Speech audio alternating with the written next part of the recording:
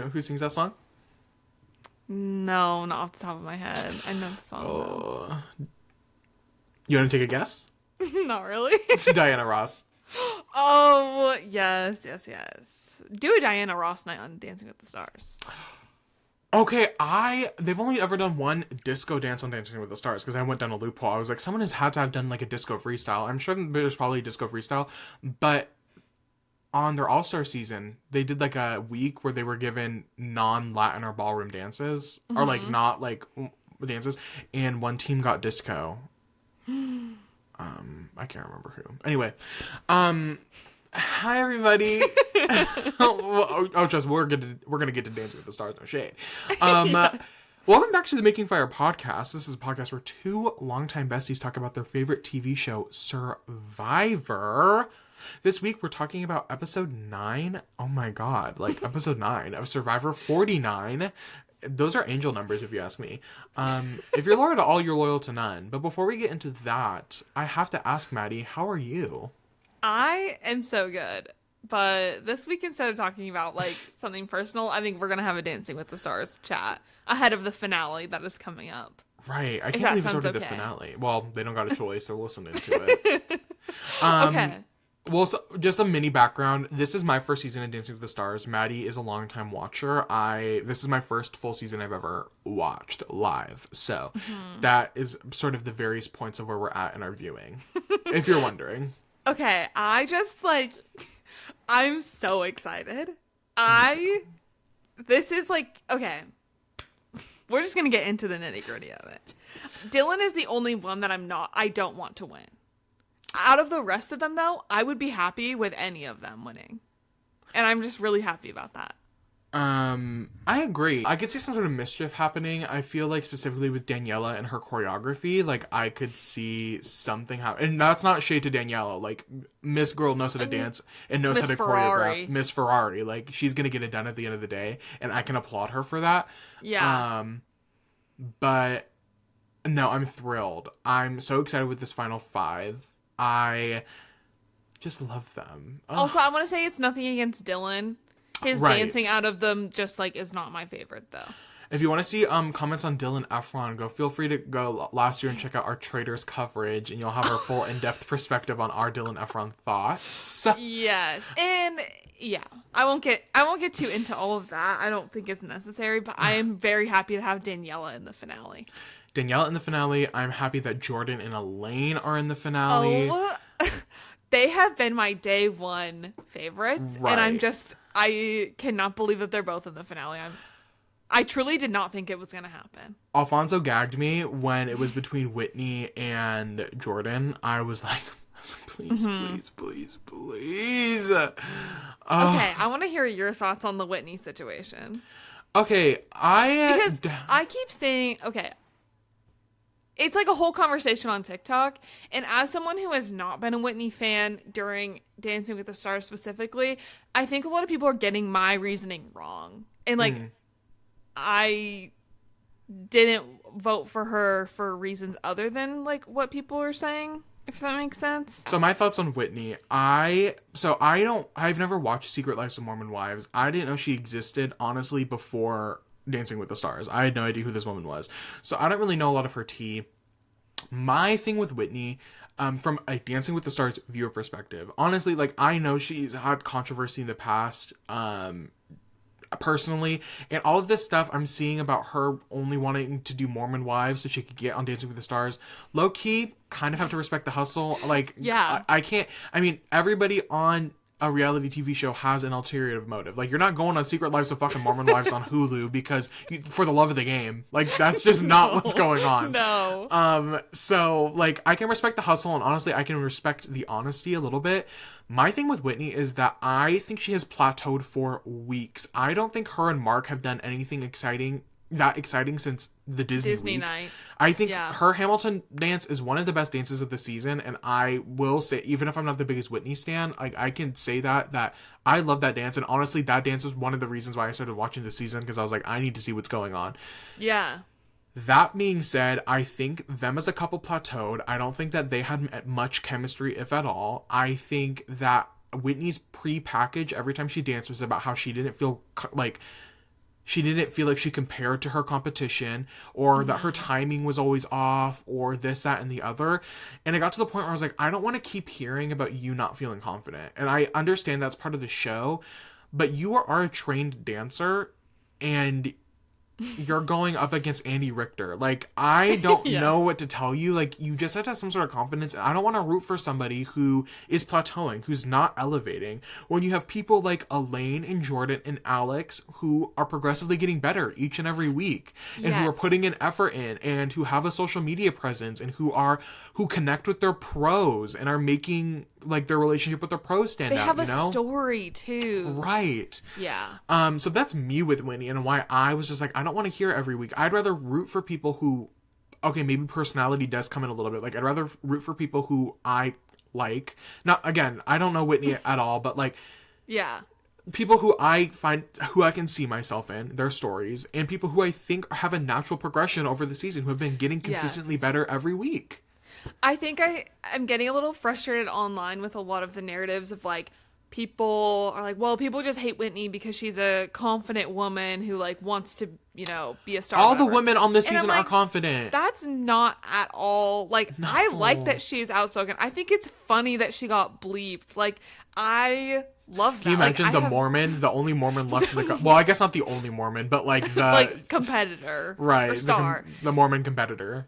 And then I see other people being like, you're telling me that the best dancer of the season isn't going to be in the finale. But I'm like, it's not about that, though. Like, right. It is a popularity contest at the end of the day. Like, right. Good dancers go home early all the time. And it's just of like how people are connecting with them. Yes, she was the best dancer coming in. Like, and she might end up being like the best dancer. But I didn't see any progression, like you were saying. It did feel like she plateaued a bit. And I just wasn't excited watching her dances. Like, it really is not... Okay. I also I've known about Whitney Levitt for years. Before she even had the RSV situation, I knew about her before that, because she was on TikTok posting dances. And she was really funny and whatever. And I really liked her from that. But then she got into like more of the mom stuff for a bit. And I was like, hey, I'm going to see myself out.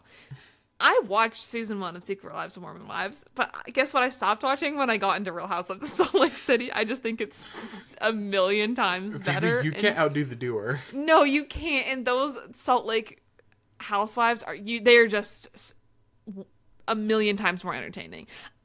I don't blame Whitney for going on Secret Lives of Mormon Wives to like become famous or like to get on Dancing with the Stars. Like you said. Why else are these people on there if not for like fame and attention and money, frankly? Right. I have no problem with that. I just never, and I was willing to look past all of that for Whitney on Dancing with the Stars because I did like her all those years ago and she is a great dancer, but I just didn't connect with her. And I don't think there's a problem with that. And it has nothing to do with like her being outspoken, like having a dream and like being bold. I don't know. I'm like, girl, I respect the hustle. Like at the end of the day, like I can respect what you're trying to do. Yes. But I just think as a audience, like a viewer of the show, I got to a point where I was like, I'm more excited about other people. And it's like, okay, I might have had, mixed feelings on her coming in, but I also did with Alex Earl. Like I was not a big Alex Earl fan coming into this. My views on her have completely changed. I'm so excited to watch her every week. I have like really just grown to like her and appreciate her, and she's an amazing dancer. Same thing with Elaine Hendricks. I knew nothing about her other than she was on The Parent Trap all those years ago. And now I'm like, oh, I am rooting for you. So I don't think it's about like having any opinions coming into it. It totally is about the journey on the show.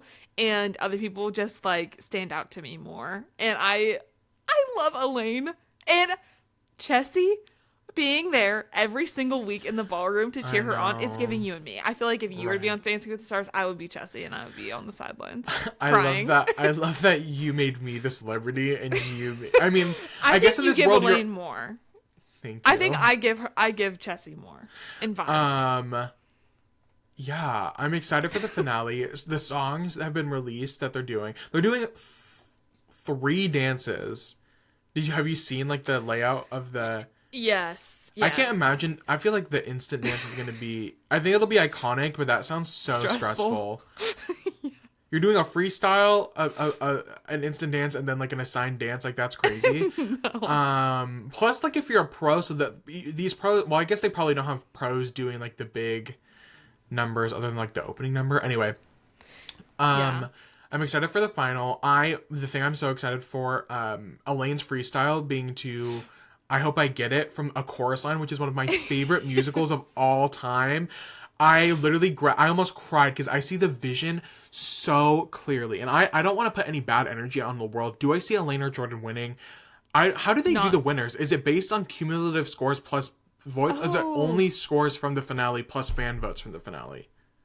I think I could be wrong. I feel like it's just from the finale episode, but I could also completely be wrong about that. I don't remember. I really, Jordan or Elaine winning would be my cream of the crop, my top. Like, I would love that to happen. I don't see a world where either happen just due to the fan bases of both Robert and Alex. Yes. I feel like it's a clear cut Robert is gonna win. Like, I don't see another world where Robert doesn't win this season. And no shit against Robert. Robert's also somebody that I'm like, I really liked his jive this week. One of my favorite dances from Prince Night was his jive. I really did. And Whitney looked really good too, like both Whitney and Robert together. Yeah. I didn't like, what was it? Was it a Paso Doble? They did this, their second dance or a waltz or something. I was not as thrilled about that one. I think Robert has a hard time being like, okay, not affectionate, but I'm like, I was like, you look like brother and sister. Like, you don't look like... Okay, here's my thing with Robert. And I would be so happy for Robert to win. I love Robert. This isn't anything negative about Robert. I don't know if we've talked about it on the podcast or if we just did one-on-one talking about Whitney and Robert and their partnership. I just don't vibe with it that much. No, I don't. Wish he would have had someone younger or someone he could connect a little bit more with. I think there is like this... They seem more like... This is going to sound crazy. They dance more like brother and sister than when Julianne and Derek do. And they're actual siblings. Ain't that the truth? Ain't that the truth? Robert's journey on the show, my only problem with it is that I don't think this is entirely his fault. And I actually know it's not entirely his fault based on his comment about how he didn't know the whole thing with his dad was going to be projected last 2 weeks ago, I guess. Mm-hmm. I wish that he could have had his own journey more of like, instead of being Bindy's little brother in the son of Robert Irwin. Or of Steve Irwin. I wish it could have been more like showcasing who Robert Irwin is and his personality and like his own story without like his sister being a former Mirror Bowl champion and his dad being Steve Irwin.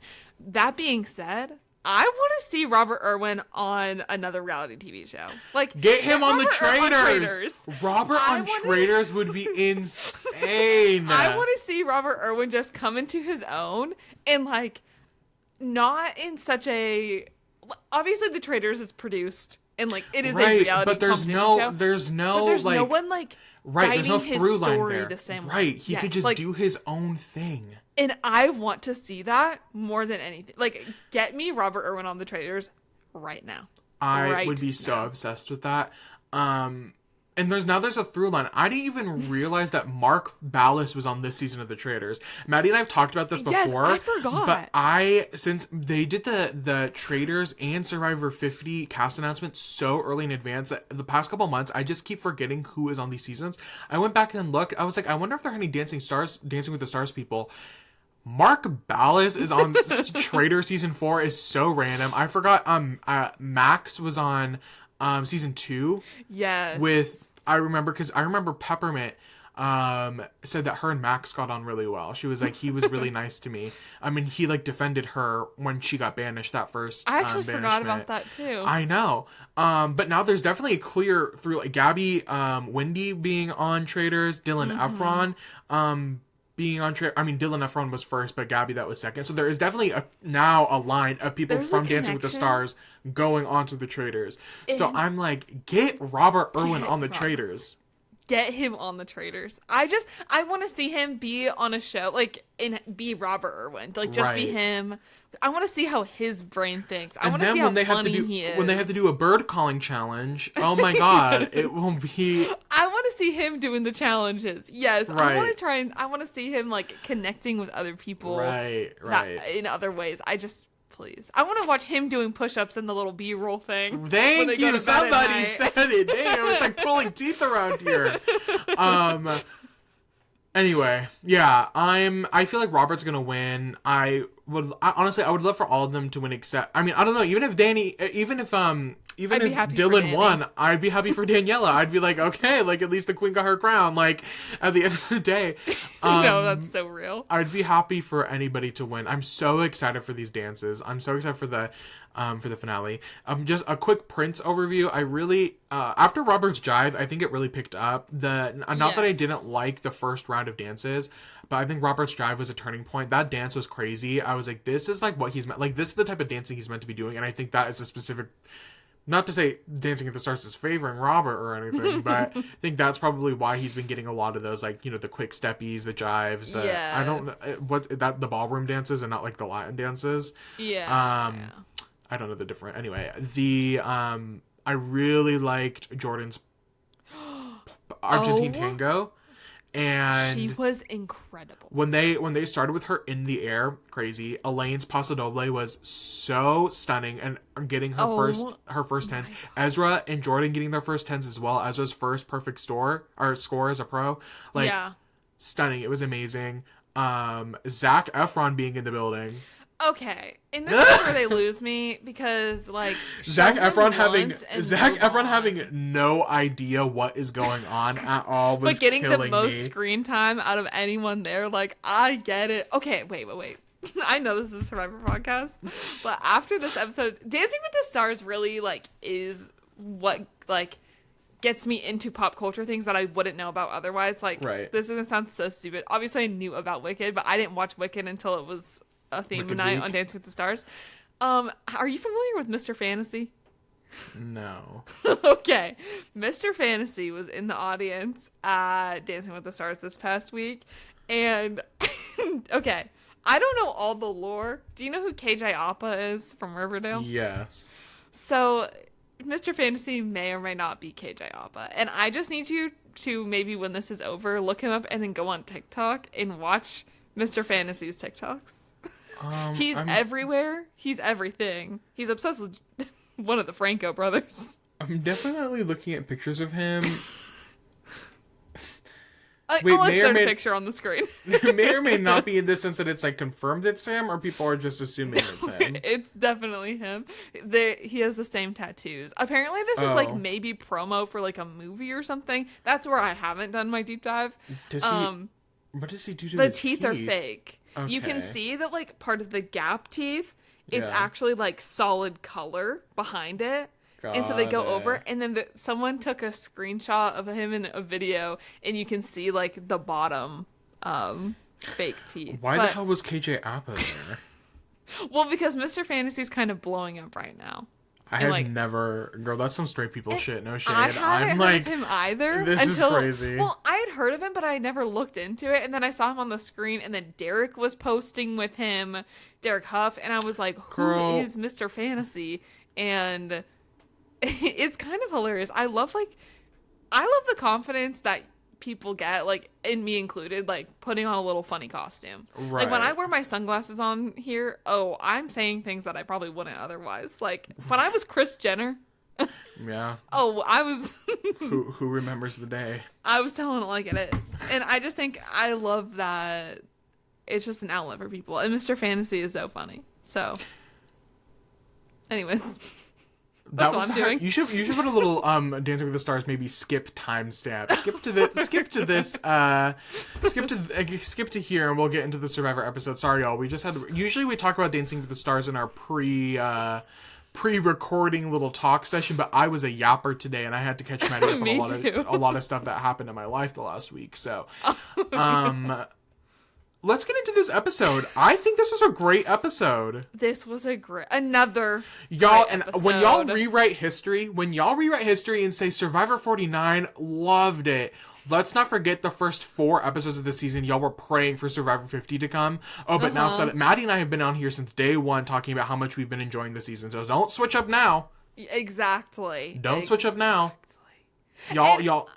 I have seen, like, in the TikTok comment, not ours specifically, but, like, just in... Well... in many comment sections of people talking about Survivor, like, this past week, people are saying that. They're like, oh, this season's, like, actually turning around. These episodes are being good. And then other people are commenting and being like, okay, wait, give it a little bit of time, and then you'll see how wrong you are. Because it is so insane how the narrative for so many episodes of the season was that it wasn't good when it 1000%. Depending on how this plays out, it's one of my favorites of the new era already. I would agree. I think season 47, Rachel's season, is probably up. That might be my number. That'd be hard to beat. I know you hate Marianne, but I am a big Survivor 40.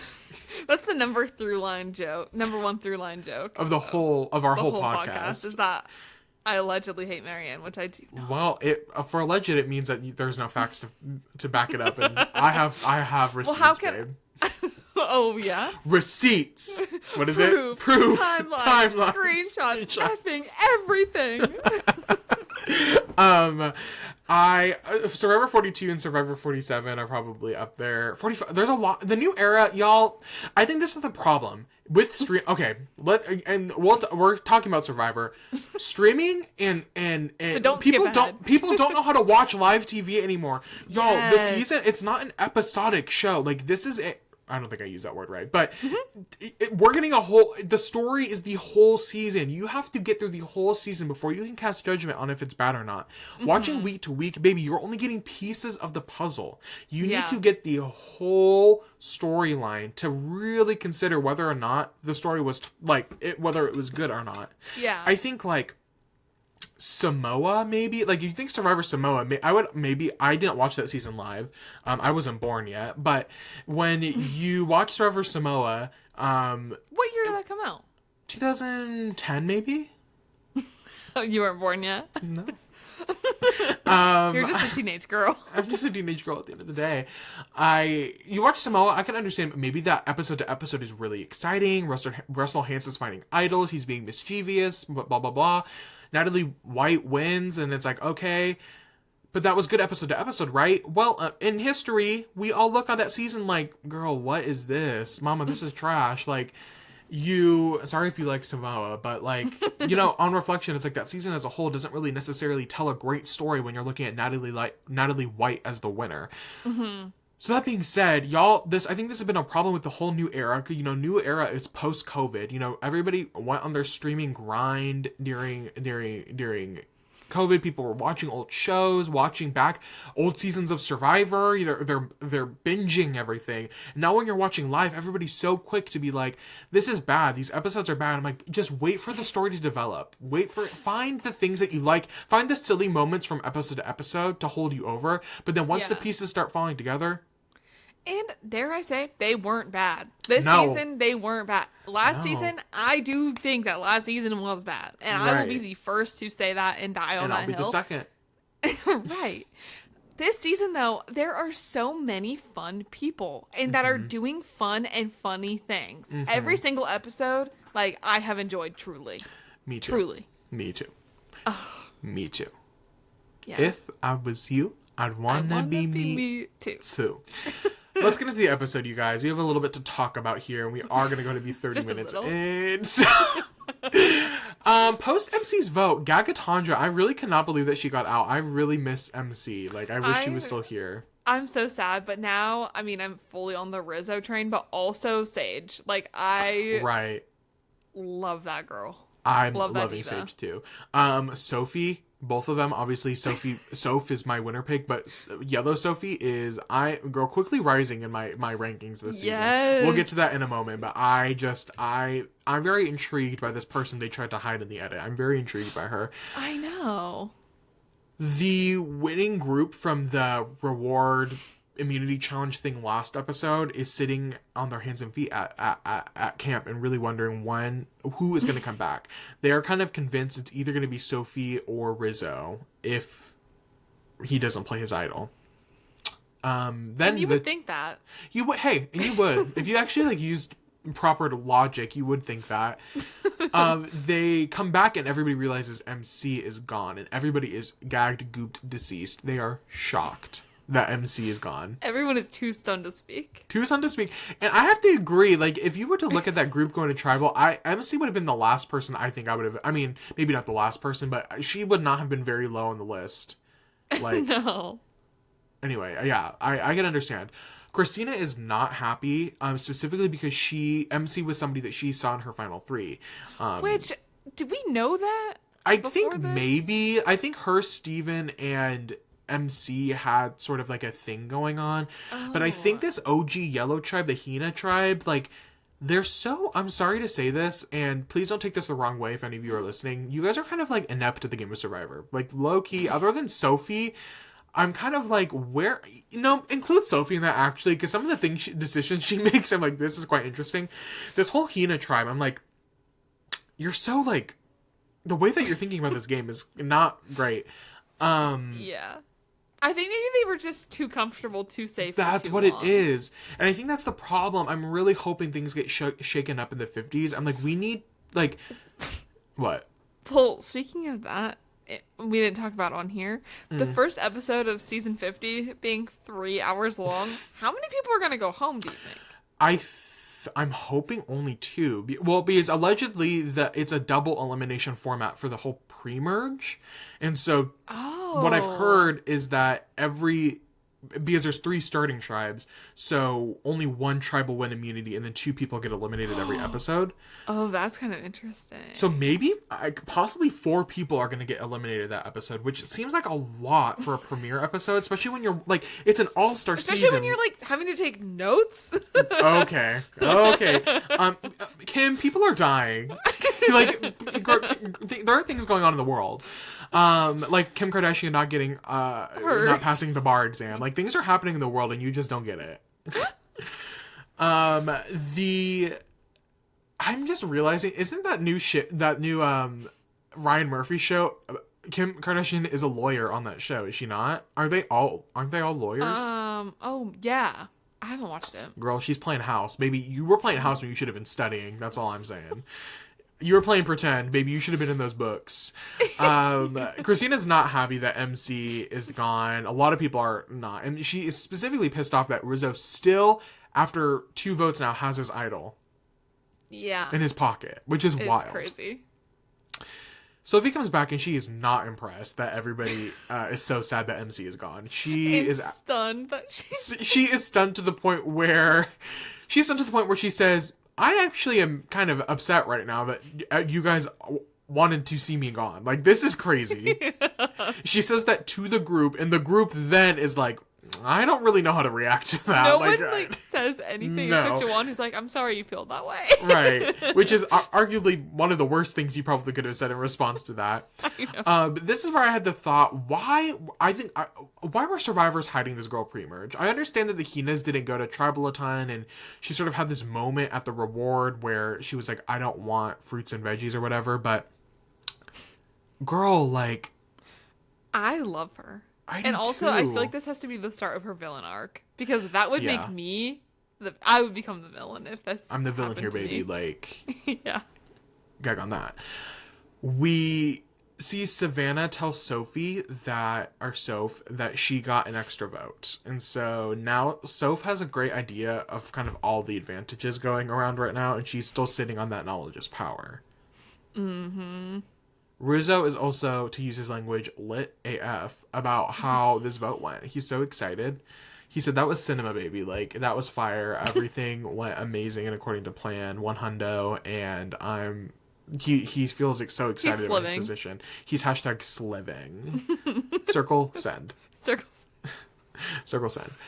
The next morning we make up. Steven is feeling a little lost. He's feeling a little iffy now that his number 1 in the game since day 1 is gone. And sort of, I think it's worse because he couldn't really mentally prepare for it. You know, like, in a general, like, at least he could have possibly seen it coming, but he was really, really blindsided by it. He couldn't mentally prepare himself for the fact that MC could possibly go home, you know? Yeah, that is tough. I mean, we said before. He just really had no reason to think that coming out of that she would go home. Yeah.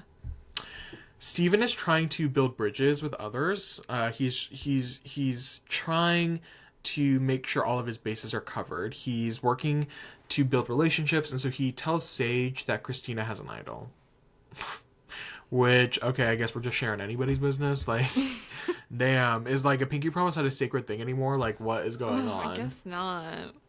Sage does not want to blow up Steven's game because she wants Steven to know that he can trust her. So she doesn't do anything with that information yet, but we'll see. I think Christina is crying in the trailer for next episode, so we'll see what happens. We'll see if something comes up.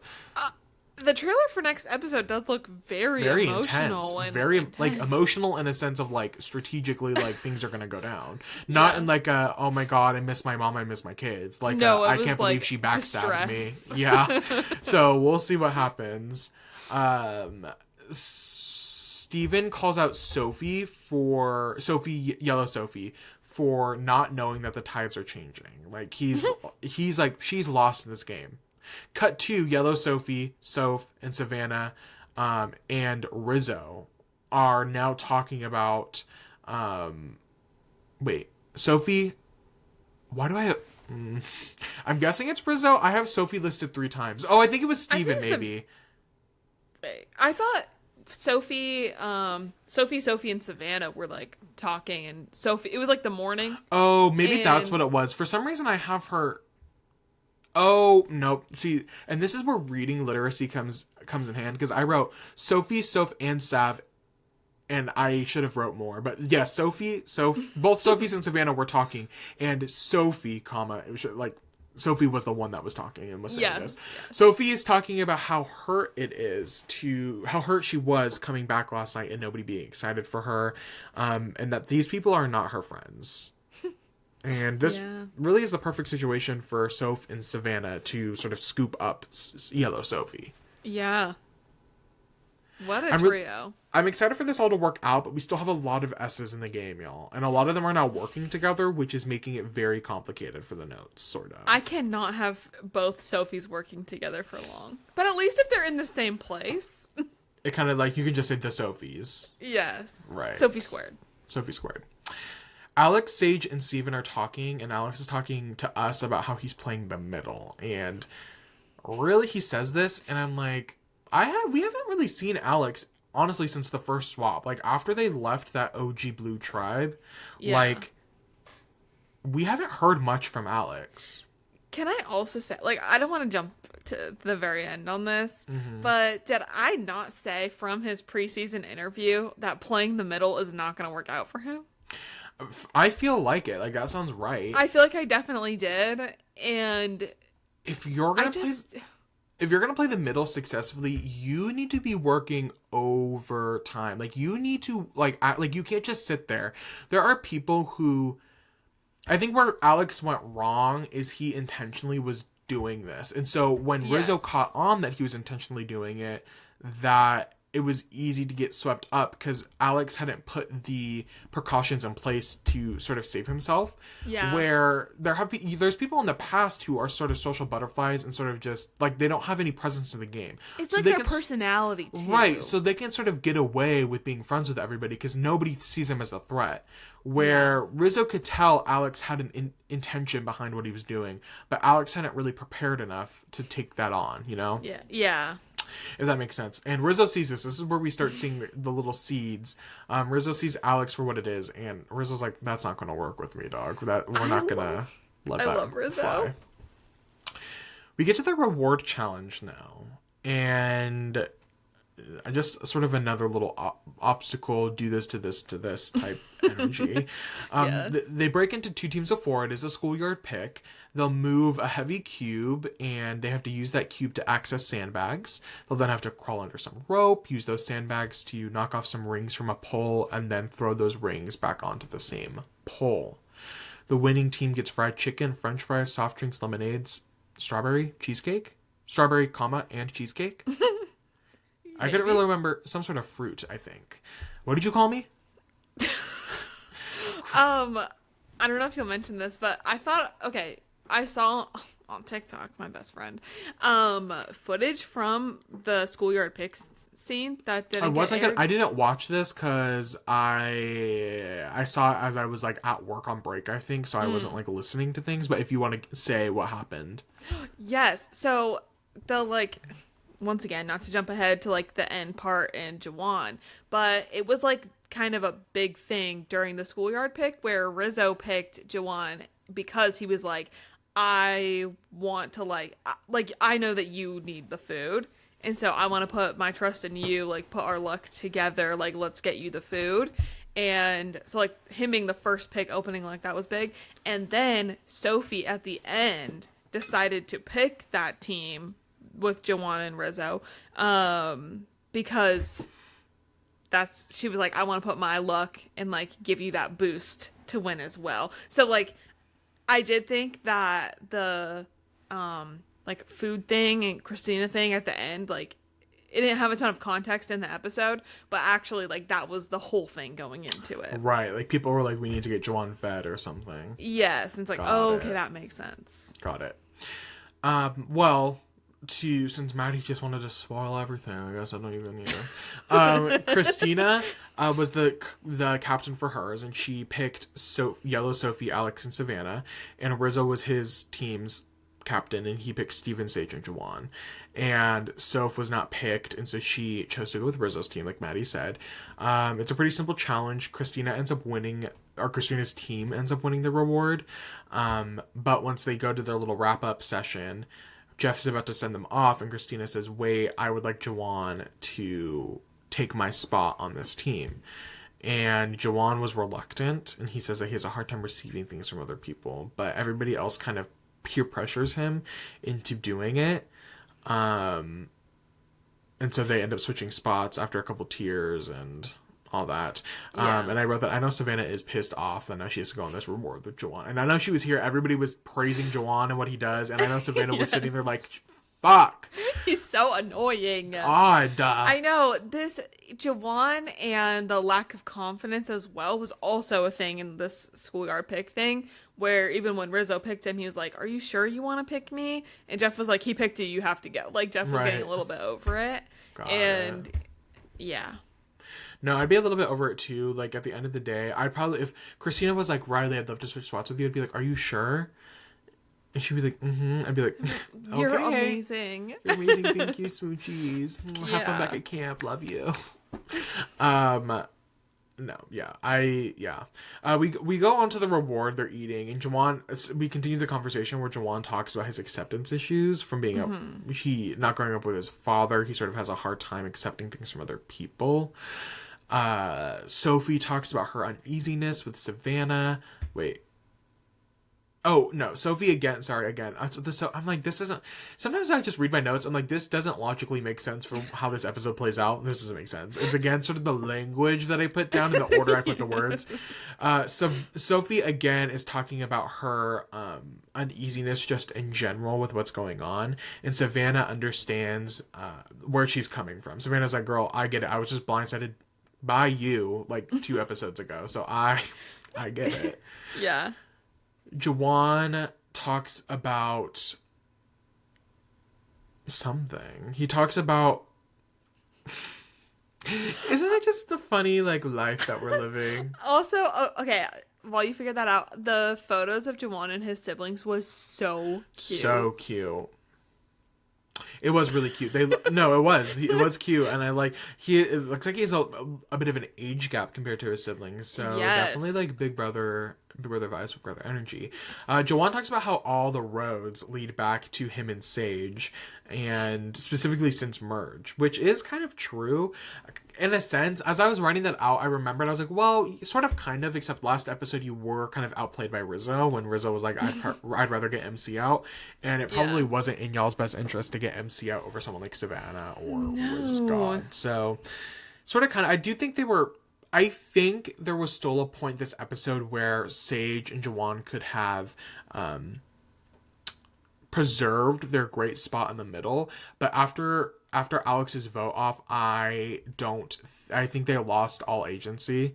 I think maybe not all agency, but it's been pretty docked. Like they've really lost their footing here that they built so well going with the what was the Shannon vote. Like the Shannon vote really boosted them to a really great spot, and I think they've lost all that and the movement. Nate vote. Yeah, also. like the back-to-back really they really positioned themselves kind of the best out of anybody else in the game, and I feel like squashed it pretty much at this point. I think voting out MC was like the beginning of the end for their power.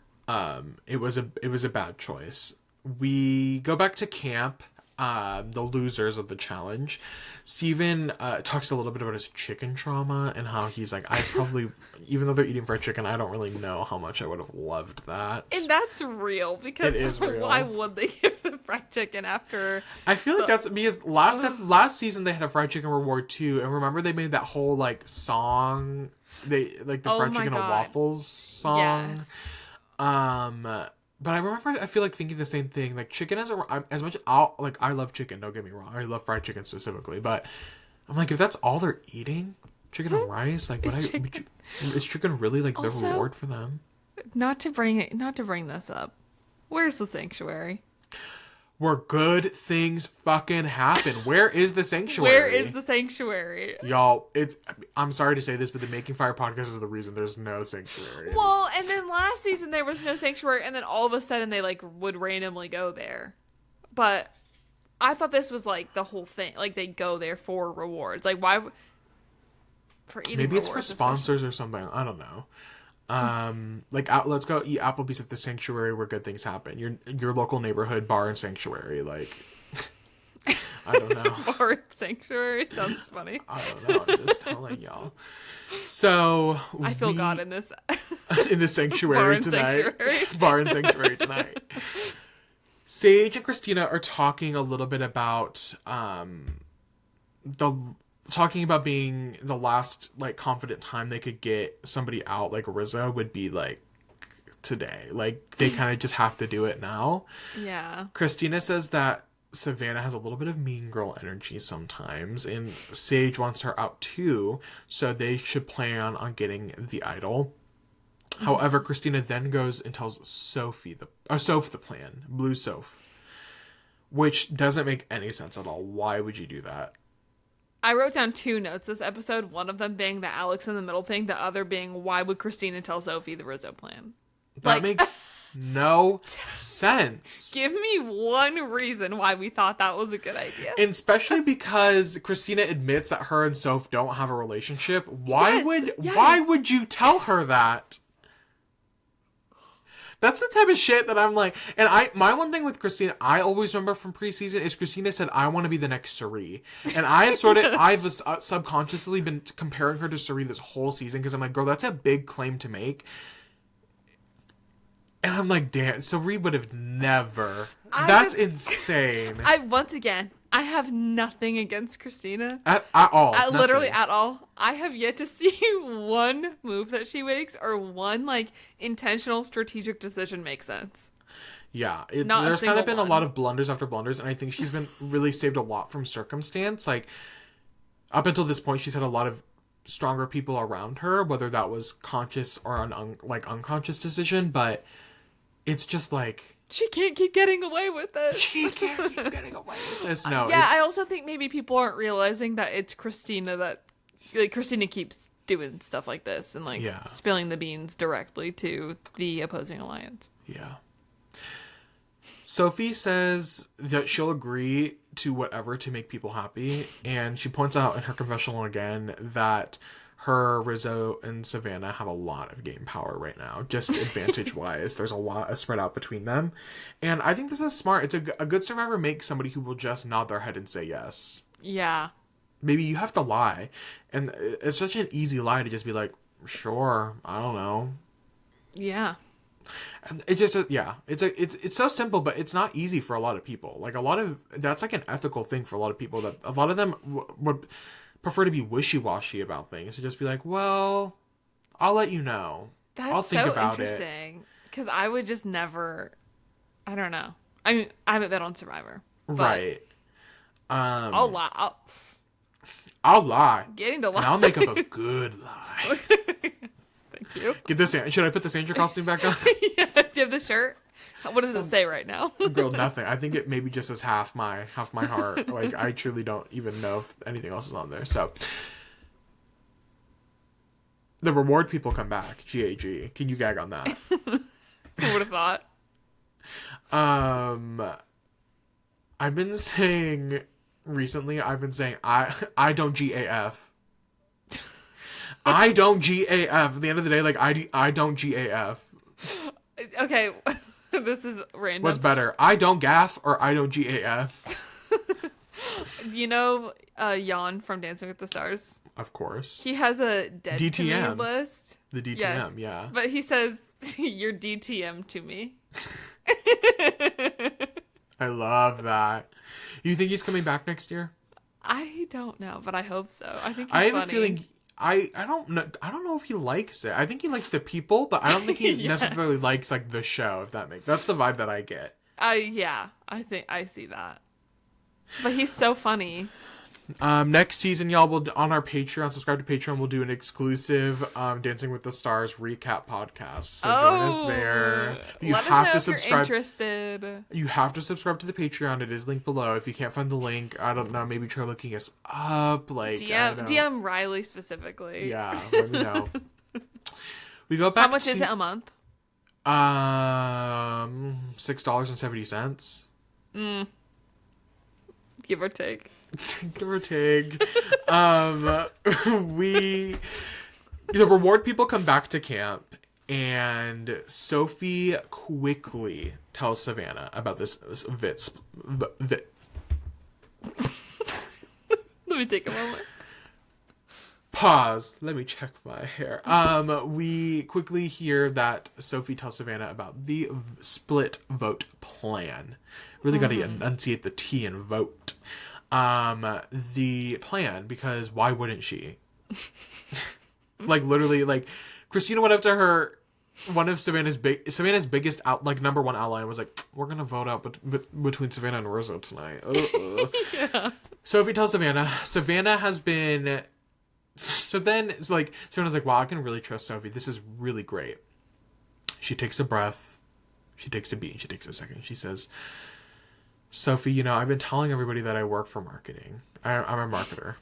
And she says, "That is actually not what I do. I used to be a news anchor." I don't care.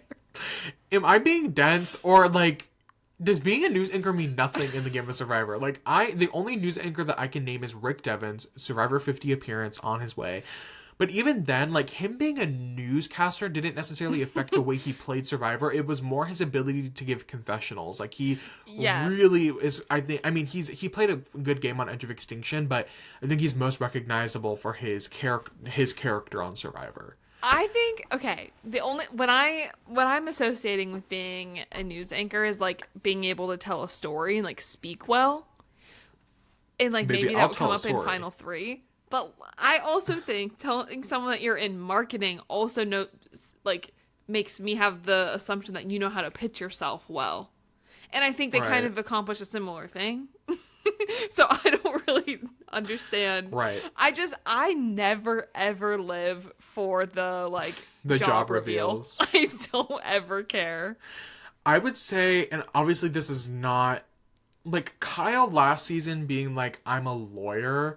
I think it works most well with people of color, specifically with Black people who work jobs that the general population don't assume Black people are able to accomplish. Specifically, Kyle last season being a lawyer, your white jury, when you're like, I'm a lawyer, and the jury's like, oh my God, no way. And I feel like Kyle had told someone about the jail stuff previously. So I think that did. Okay, I'll give Kyle that. No, I think that's what you were saying. You're saying it works, like, sometimes. It's very specific. I think, not to compare it to a different show, but if you think about Ashley, for all my Big Brother watchers out there, Ashley from the most recent season of Big Brother, she won. She was a lawyer, but she didn't tell anybody. I think she also told people she worked in like social media marketing, which is funny, but she acted just like aloof all season. That's a great word, aloof. I love that word. I think that like that's the first word that came to my head, not something else. She just acted aloof all season, and she acted like she just didn't, know what was going on, and played very specifically. That was her strategy when she was presenting that way, even though she had a very clear grip of the game and the game relationships and the dynamic. She knew what was going on. So when she ends up at the final two and reveals that she's a lawyer at the end of the season, that is a huge gag, because everybody literally was, she did end up telling one person, one of her closest allies, she was a lawyer, and then he got to the jury and told everybody, so it was a little less of like a shock, but still, it's just it's exciting. It's like, that is when it works well, is when you shift your whole game around it. But when you're Savannah and you're just playing normally, honestly, I would say Savannah's playing a great game. This isn't an at her game. No, but this you go. I was gonna say this reveal though, is I'm like, oh, okay, like that doesn't give me a whole new perspective on the things. Like I'm like, okay, you're a news reporter, but like, right. I was just thinking of when at Final Tribal, when Kyle was like revealing this, and then Eva revealed that she was like PhD student, and like, yeah, she does cool stuff. I don't remember all of it. Something with like hockey. Like, she's the only girl on the boys hockey team. NASA, maybe that too. But I was just like, okay. The gold star moment. The gold star moment was when Joe, after that, goes, well, I'm just a firefighter. I'm just a firefighter. I've been getting Joe on TikTok. Well, no, I haven't been getting Joe on TikTok. I've been getting his firefighting house on TikTok, and he is one of the, like, ensemble characters. What? Yes. I've not seen this. I've gotten, like, 2 videos, and it's not, he's literally just, like, a background character. I don't know. That's awesome. Anyway, back to this. Y'all, this is a tangent-y episode. I've been in a tangent-y mood today, I feel like. We're still,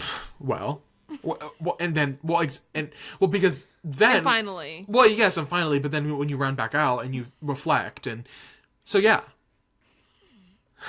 That's where my brain is at. If you guys are wondering where my brain is at, that is where my brain is at right now. Savannah tells Sophie that she's been working as a news anchor, which is like, okay. And the crowd goes mild. Savannah, Sophie, and Rizzo are now talking game, and Blue Soph fills them in on this plan, and that they should, they need to trust Juwan and Sage, and they need to try to work on that relationship to get them to vote with them. Those two to vote with the 4, so then they have the numbers to stop the split. Savannah and Yellow Sophie are kind of leading Juwan or Sage, but now Rizzo out of nowhere is sort of really pushing Alex, and is like, we need to get Alex out, because he's playing this middle game, and Rizzo is trying to spread this information out, but he's kind of uncertain if people are taking the bait that he's putting out against Alex. Mm-hmm. It's hard when a lot of people like nobody has anything negative to say about Alex, but then you get to a point where you're at the final 9 and you're like, well, what does Alex have to offer me?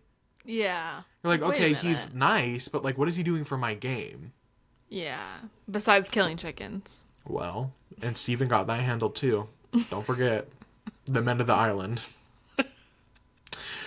We go to the immunity challenge, and it's a fun little endurance challenge. Trigger warning, if you don't like feet, we're going to get a lot of it. Oh, I hate feet. And sorry to the person on the Survivor staff who, like, demonstrated the challenge. Put your nasty toe away. Like, I was... Oh my god. Sorry, but, like, why do we have to pick that person specifically? You might have to cut that out of the podcast. It seems like we're each saying, like, regrettable things.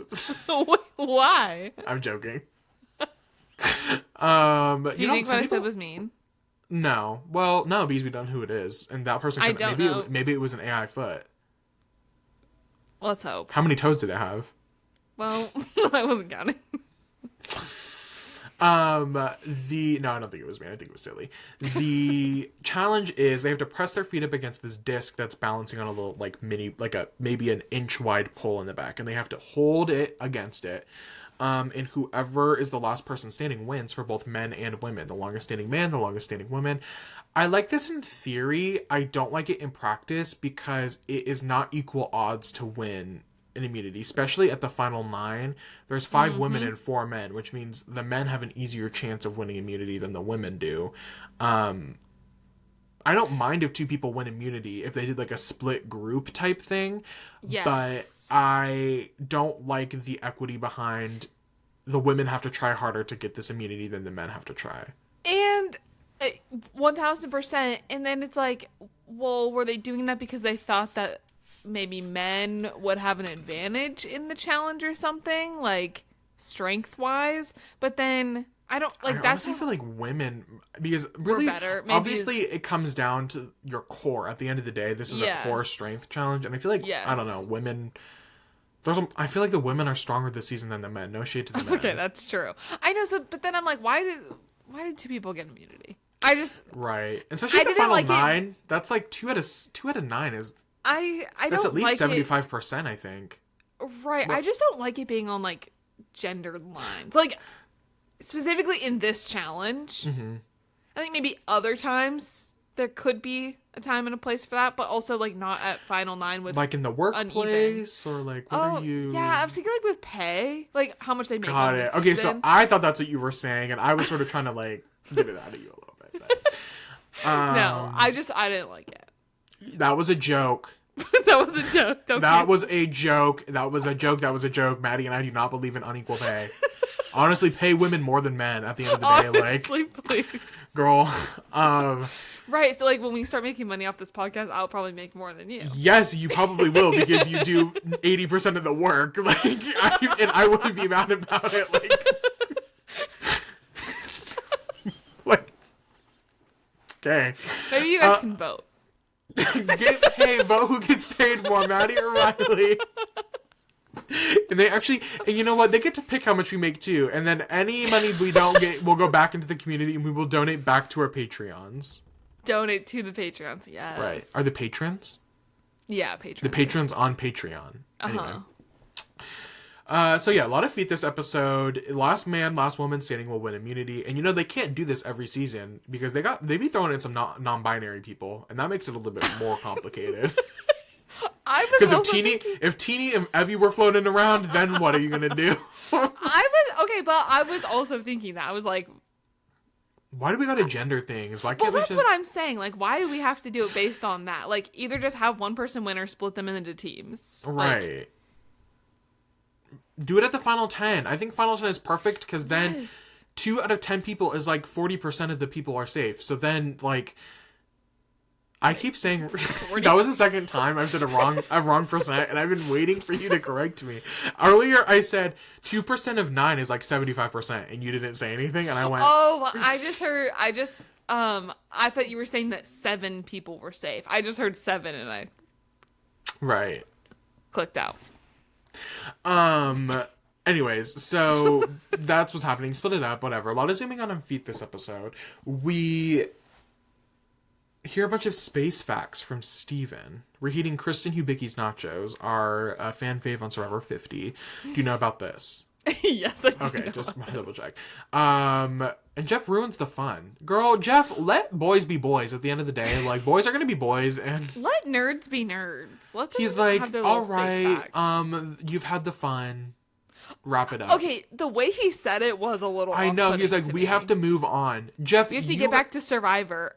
What happened to it being the game that they want to play? Jeff, stop trying to end these challenges in 17 fucking minutes and just let. That's what pissed me off. And I wrote this too. My note following that one says, I'm sorry, but sometimes it's hard taking the new era seriously because they've only been going for 13 minutes. Like, I can't at the end of the day. They made it seem like Steven was talking for 45 minutes and he was talking for maybe 8. Or he was talking for only 10 because at 10 minutes they had to switch over to no hands. Why are we rushing it? Like, they're not going to last 10 hours on this challenge. There's no way they'll last 10 hours. Let them go. Let them just go however long and make it a real point of how hard you want it. Because as soon as you start doing things, it gets to a point where it's no longer like, if I'm not able to hold my legs or hold the stand, it's about just who can last the longest. But I'm like, make it a mind thing, you know? Make everybody have an equal. I don't know. I don't know if that makes sense, but maybe they need to like start earlier in the day.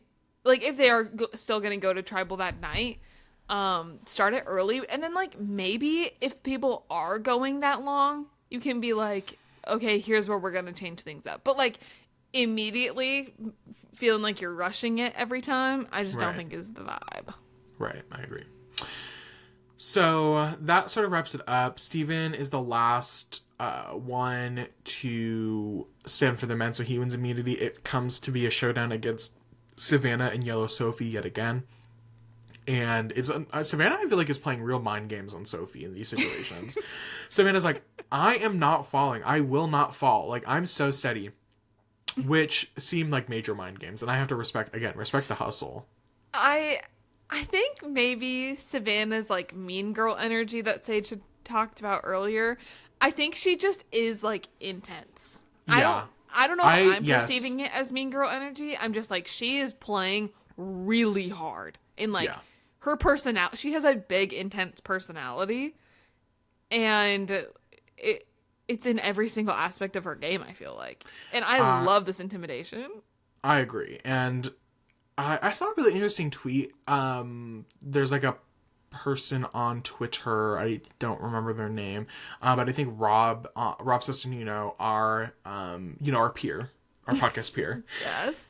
He, I think, made a point. I didn't watch the podcast, but I saw multiple people on Twitter talking about it, that the term mean girl is really interesting because it's very gendered and there's not really a male equivalent to a mean girl. That's true. I know. I was like, whoa, work. Wait, work our peer. Wait, work coworker. Like, at the end of the day, the concept of Rob Sesternino being on the Traders, which means we can be on the Traders. I'm saying, I forgot to apply. They'll reach out, I'm sure.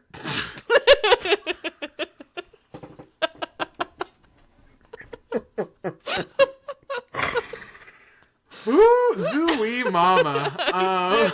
Bring back Zooey Mama. I've been getting a lot of Regina George x Roderick Henley, or whatever their last names are. Roderick from Diary of the Wimpy Kid. Henley? No. Heffley, yes. Roderick Heffley x Regina George fan art on my TikTok. I love Roderick. Famously, well, I guess it's not famously, when the new Diary of a Wimpy Kid movie came out like many years ago. Yes, and it was like a different actor. And do you remember the Not My Roderick movement? I do. My siblings and I went to the theater and we had Not My Roderick shirts on. Work. I love that you stand for something. Like, if I'm gonna stand for anything, it's gonna be that. I love that you make a movement. Like, you really are out there on the front lines, standing for something. I love that for you. Yeah. Savannah wins. Savannah and Steven are winners.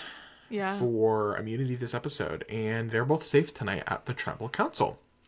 Post immunity challenge. There's a lot going on. Savannah's happy that she's safe. It's gonna force other plans to happen because she's clearly target number one at the moment.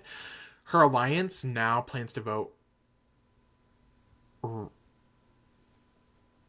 Her alliance plan is to vote Rizzo, which doesn't make sense because why would Savannah vote Rizzo?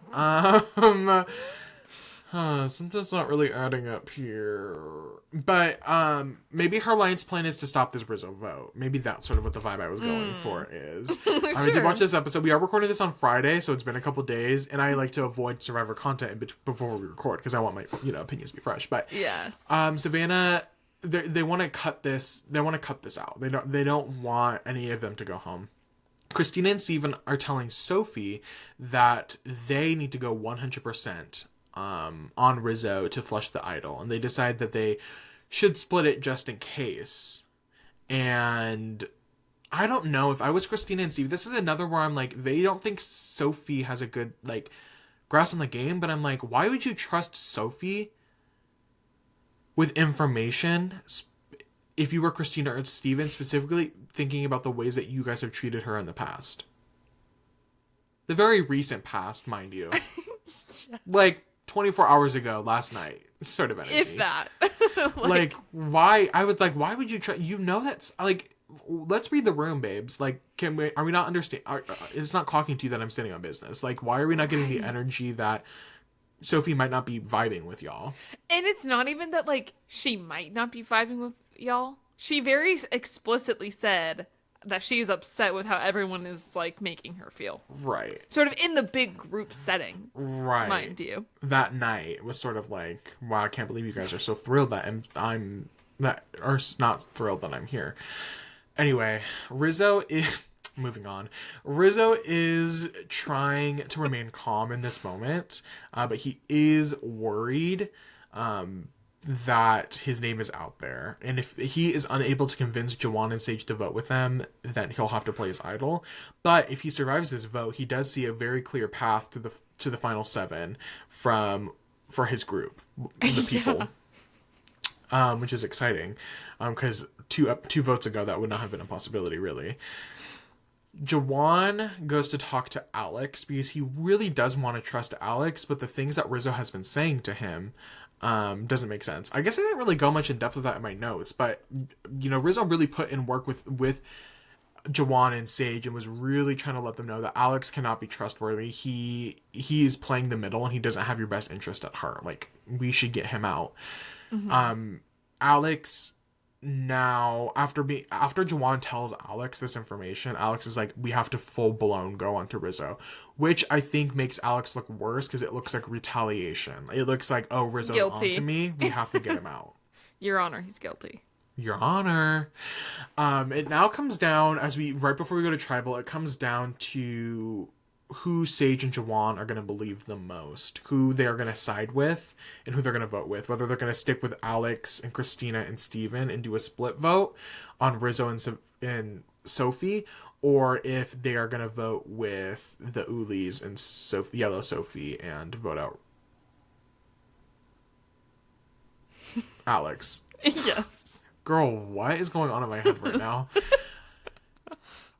Jump to Tribal. I thought this Tribal Council was really interesting. I think there was a lack of metaphors and a lot of talking about what is actually going on in the game, which I thought was interesting. Yes. Start off, number 1 point. MC, girl, you look fine. That's all I'm saying. You look good. Yes.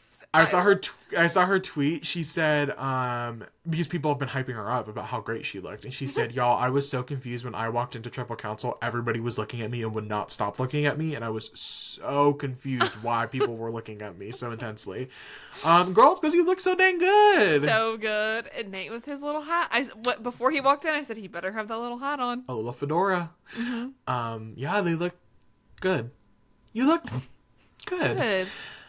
I have a message to Rizzo out there. My weekly message to Rizgod, RIZGOD. I'd like to thank you, Rizzo, for representing the community of young men who can't grow facial hair. Thank you so much for representing us on live television. I so appreciate it. The young 20-year-old men who are trying their hardest to grow facial hair and can't do it. Thank you. I'm so glad that you feel seen. I feel so seen. I really appreciate it. I feel like my community is being represented on a national level. Yes. And I just and have representation is so important. Matters. It matters at the end of the day. Like, yeah. And this is not something we're seeing enough. No. So, Rizgod, I really think.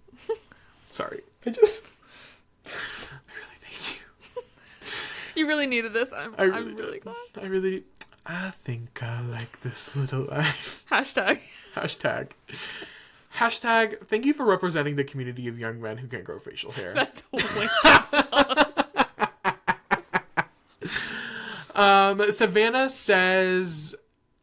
Savannah at one point says there's cross-pollination happening. Maybe, I think it's just pollination. I don't think you have to throw the Z in there. She didn't have the teleprompter in front of her. It threw her off. But I do think the word is just pollination. She got colonization and pollination. She said the bees are doing something. I'm not exactly sure what they're doing, but they're doing something, and we need to watch out for that. Pollinating.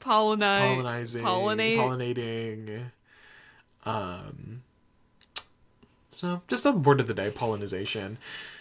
Sophie makes a really good point, and I made this point all the way back at the beginning of the episode. We talked about you brought up funny. You need funny people to.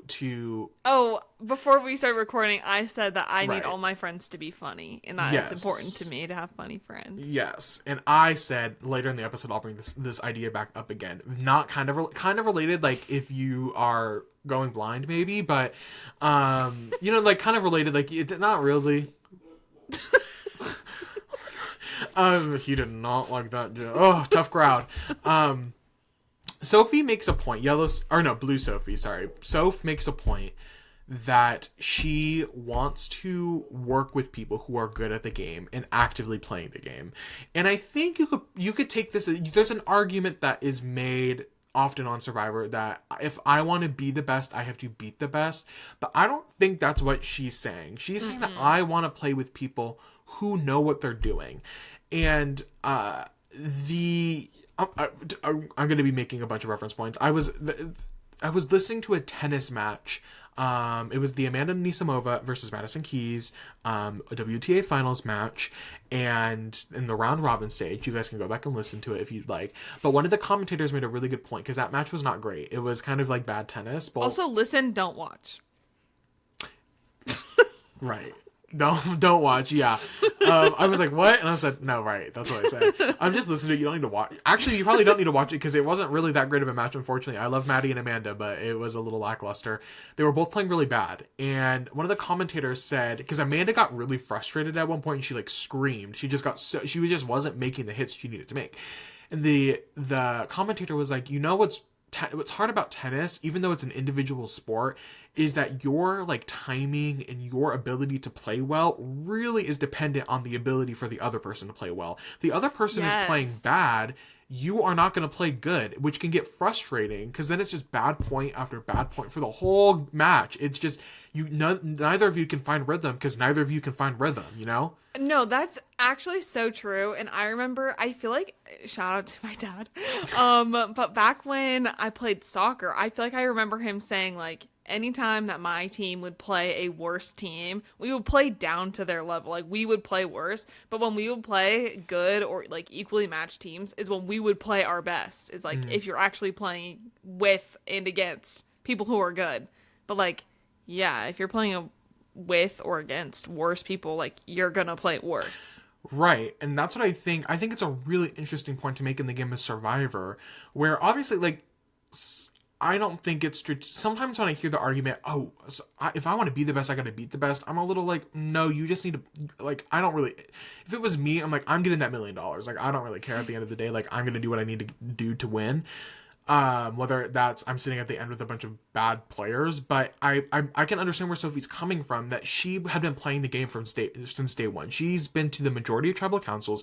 She's really had to play and think and strategize and socialize from the beginning. So when you merge with 3 people who have never been to tribal council a couple of days ago, it's kind of like, sorry, not to traumatize Steven and Alex, but there's a bunch of chickens running around with their heads cut off because they have no idea what they're doing. They haven't grasped the actual reality of playing Survivor. So I can understand why that's frustrating and why you want to play with people like Savannah and Rizzo and Sophie, because those are players who are playing to win. They are playing to get to the end and win the game. They're making moves, they're strategizing, and they're doing what they can do to succeed. Where players like Christina and Steven and Alex, obviously they want to win. Like they want to do well. We're seeing them strategize to try to form something. But there's no like... And even though like Alex did go to tribal council in the beginning with his blue tribe, but in the middle he wasn't... It was only 2, I guess it was 3. Yeah, because they voted out what's his name?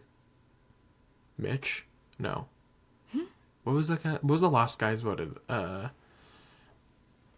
Jeremiah. They voted Jeremiah out. Oh, sorry, yeah. I was trying to do the math in my head, but anyway, sorry, interrupt you, sorry.